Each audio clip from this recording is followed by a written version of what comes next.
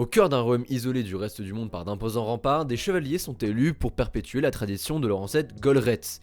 Ils ont pour mission de défendre la cité des créatures et surtout du monstre qui a attaqué le royaume il y a 1000 ans. Ballister Boldart est le premier roturier du royaume à pouvoir accéder au rang de chevalier. Mais un jour, lors de son adoubement, il est accusé d'un crime qu'il n'a pas commis. Coupable aux yeux du monde, Ballister s'enfuit et devient un paria. Pendant sa traque, il va rencontrer une mystérieuse fille au pouvoir de métamorphe nommée Nimona. Elle est aussi une paria de la société et c'est avec l'aide de son pouvoir que Ballister va essayer de prouver son innocence. Nimona, c'est un film sorti d'outre-tombe, voilà. En effet, le film a été fait en partie par Blue Sky Studio, voilà, le studio derrière L'Âge de Glace, ou encore Rio qui a fermé ses portes en 2021. Le projet a donc été repris par Annapurna Pictures, les mecs derrière le film Monsieur Link, ou encore le film oscarisé Her. Au casting français, voilà, à la VF, on est dirigé par Donald Renew, soit l'un des plus gros noms du doublage français.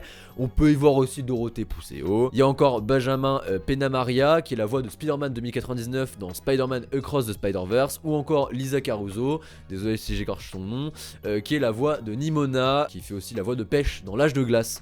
Donc c'est la VF, c'est un poulet pour les oreilles et je vous cache pas que ça rajoute un truc à l'animation qui est plutôt masterclass du film, hein. Une animation qu'on retrouve pas mal aujourd'hui, hein, donc c'est un bonheur pour les yeux, voilà. Un scénario plutôt touchant avec un casting vocal aux petits oignons, en clair, vous allez bien le manger, je vous le cache pas.